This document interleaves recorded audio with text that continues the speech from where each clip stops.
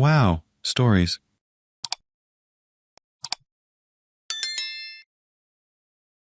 Am I the idiot for staying with my boyfriend after he hit me because I talked to my ex about our son, together for 3 years? We seem to have this recurring argument about him being jealous of my oldest son's father. Today, I received a call from my son's school about some trouble he got in with his classmate. I called his dad to inform him, which is something we always do in situations concerning our child. I always communicate matters with my son to his father and vice versa.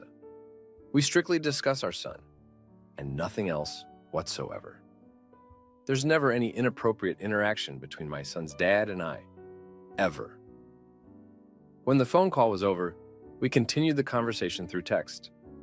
This must have rubbed my boyfriend the wrong way, because his body language appeared tense all of a sudden. I asked him what was wrong, and he responded that he didn't like the fact that some of my passwords are my son's name, because he has the same name as his dad. I told him my passwords are just that, my child's name, not his dad's. He seemingly got over it, and we moved on. Fast forward an hour later, he comes in the room and tells me he will text me later while he's at band practice, and that he wants me to respond back as fast as I responded to my son's father earlier today. He never texts me while he's at band practice. He always calls after, or I'll just see him when he gets home.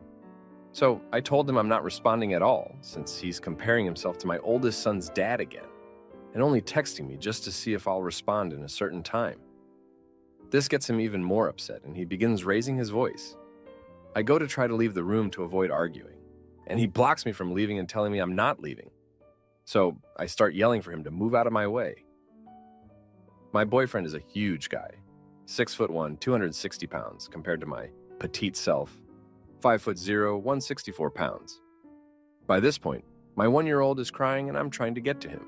My boyfriend keeps pushing my hand every time I grab the doorknob and using his weight to keep the door from opening. So I hit him in his shoulder, not hard at all. He probably barely felt it. And he hit me back way harder and in my stomach. I'm currently 6 months pregnant. So I turn the other way and start to cry. Instead of apologizing, he starts to blame me, saying it was a reflex because I hit him first and he didn't mean to hit my stomach. He also said that he didn't even hit me that hard, which was false. He tries to grab me and I lash out in anger, hitting, yelling, and kicking. When he finally let me leave the room, he follows me to the other room, demanding we talk right now. I told him no, and he proceeds to pull and yank me off of the bed to get me to go with him until I yelled at him to leave me alone. Our 1-year-old is next to me while he's doing this, so he screams and cries for me to pick him up. I told my boyfriend he's scaring the baby and he just keeps trying to take him from me so he can put him down and pull me out of the room. He eventually gave up and said, "I'm using our son as an excuse to avoid talking." I'm just at a loss for words right now. Just to clarify, we weren't in front of my son when I hit and kicked him. I hit and kicked him to get into the room where my son was crying. Now for a few comments before the update. Comment 1. Your next move should be to take your kids and leave immediately. Go anywhere, even if it's a shelter. Do not come back because he is not a safe person for you and your children to be around. Comment 2. Pregnancy is often the time when abusers start to become violent. He will probably love bomb you next. Please prioritize the safety of your child if your own safety is not sufficient motivation. This situation does not improve. Now for the update. Thanks for sticking around. Here's what's been going down. So, after that mess with my boyfriend, things cooled off for a bit. But then, my son's dad dropped the news. He's moving across the country for a new job. He said it's a huge opportunity, one he can't pass up. I was shocked and honestly a bit scared. How would this affect our son? We agreed to figure out a visitation schedule, but I could tell this was going to be rough. My boyfriend, well, he took the news like a kid who just got told Christmas was canceled. He was all, "Good riddance," and now I won't have to worry about him anymore. But I could see right through it. He was happy because he thought this meant he'd have less competition, like my son's dad was some rival he had to beat. A few days later, my son got into another fight at school. This time it was bad. The other kid ended up in the hospital, and I was horrified that my son's never been violent, so I couldn't understand what was happening. I had to go to the school, talk to the principal, the whole 9 yards. My boyfriend tagged along, acting all supportive, but I could tell he was just there to make sure I didn't call my son's dad. When we got home, my boyfriend started acting like he was the man of the house, laying down rules for my son, saying we need to be a real family now that his dad was out of the picture. I didn't like it, not one bit. My son was confused and upset, and I was stuck in the middle. Then, my boyfriend did something that changed everything. He proposed, right there in the middle of all this chaos. He said he wanted to make things right and step up as a father figure. I was overwhelmed, and I said yes. I thought maybe this was what we needed, a fresh start.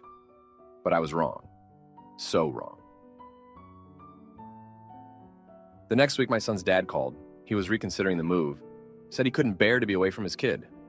I was relieved, but I didn't know how to tell my boyfriend. I decided to wait for the right moment. That moment never came. My boyfriend found out through a text he saw on my phone. He lost it, accused me of going behind his back, of still having feelings for my son's dad. It was a nightmare. He stormed out and I was left there, feeling like the worst person in the world. I tried to call him to explain, but he wouldn't answer. Then I got a text from him saying he needed time to think. I felt so alone, and I started to doubt my decision to accept his proposal. Was I just trying to fill a void? Was I scared of being a single mom? A couple of days later, my boyfriend came back. He said he wanted to work things out, but he had conditions. He wanted us to move away, start over somewhere new, just the three of us. He said it was the only way we could be a family without interference. I was torn. I didn't want to take my son away from his dad, but I also didn't want to lose my boyfriend. In the end, I agreed. I told myself it was for the best, that we needed to be away from all the drama. We started making plans to move.